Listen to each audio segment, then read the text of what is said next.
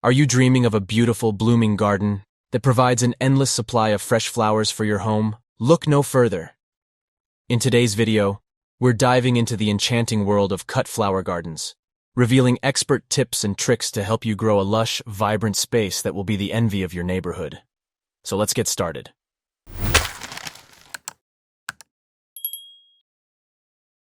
Chapter 1. Choosing the right flowers. One of the most important aspects of creating a successful cut flower garden is selecting the right plants. When making your choices, consider factors such as bloom time, color, height, and vase life. Some popular cut flower varieties include roses, zinnias, dahlias, sunflowers, and lilies. Don't forget to mix in some foliage plants like eucalyptus or ferns for texture and contrast in your arrangements. Chapter 2. Planning your garden space. Before you start planting, it's essential to plan your garden space.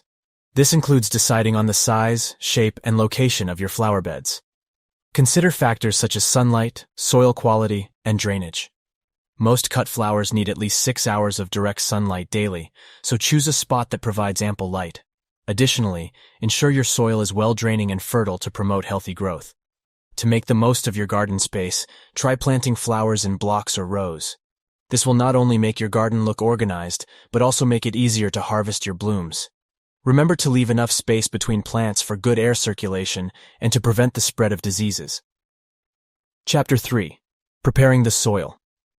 Before planting, it's crucial to prepare your soil. Start by removing weeds and debris from the planting area. Next, add organic matter like compost or aged manure to improve soil structure, fertility, and water retention. A well-prepared soil will provide the best foundation for your flowers to grow and thrive. Chapter 4. Planting your flowers. Once your soil is ready, it's time to plant your flowers. Follow the recommended planting guidelines for each species, including proper spacing, depth, and orientation. Make sure to water the plants thoroughly after planting to help them establish strong root systems. For a continuous supply of fresh flowers, consider staggering your planting times. This will ensure that you have different plants blooming at various times, providing a steady stream of beautiful blooms for your home. Chapter 5. Caring for your cut flower garden. To keep your garden thriving, it's essential to provide consistent care. This includes regular watering, fertilizing, and pruning. Water your garden regularly, especially during hot and dry periods. However, be careful not to overwater, as this can lead to root rot and other diseases. Fertilize your plants using a balanced, slow-release fertilizer according to package instructions. This will ensure that your flowers receive the nutrients they need for optimal growth and blooming. Prune your plants regularly to encourage healthy growth and branching. This will not only make your flowers look better, but also help to prevent the spread of diseases. When cutting flowers for arrangements, make sure to use clean, sharp tools to prevent damage and the spread of disease. Chapter 6. Harvesting and enjoying your blooms. To get the most out of your cut flower garden, it's essential to harvest your blooms at the right time. In general, it's best to cut flowers early in the morning when they are fully hydrated and temperatures are cooler.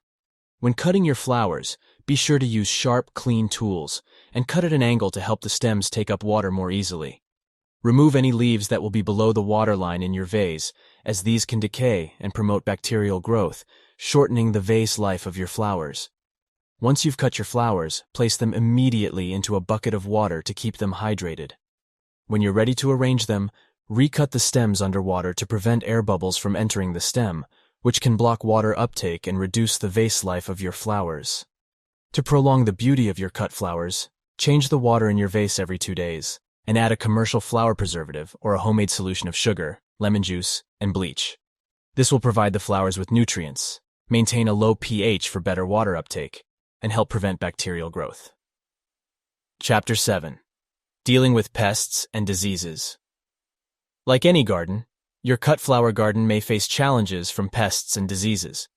To minimize these problems, practice good garden hygiene by removing debris, deadheading spent flowers, and promptly dealing with any signs of disease or infestation.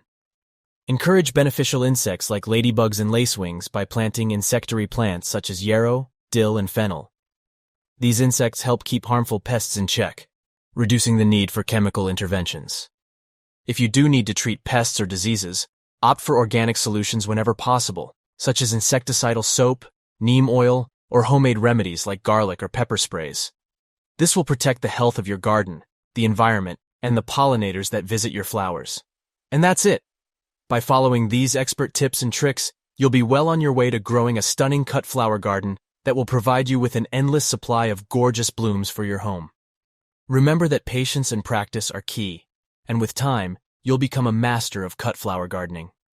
What are your favorite flowers to grow in a cut flower garden? And do you have any special tips for keeping them looking their best? Share your thoughts and experiences in the comments below to help our community of garden enthusiasts learn from each other. We can't wait to hear about your beautiful blooms and gardening secrets. If you enjoyed this video, be sure to give it a like and subscribe to our channel for more. Thanks for watching, and happy gardening.